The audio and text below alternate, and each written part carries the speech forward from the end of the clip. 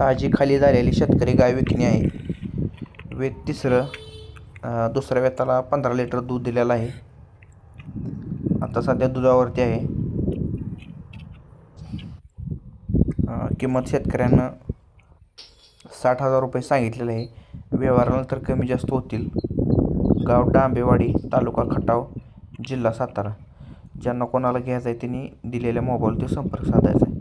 आणि जे कोणी शेतकरी आपल्या चॅनलवरती नवीन असतील तर त्यांनी कृपया करून आपल्या चॅनलला सबस्क्राईब करा. धन्यवाद.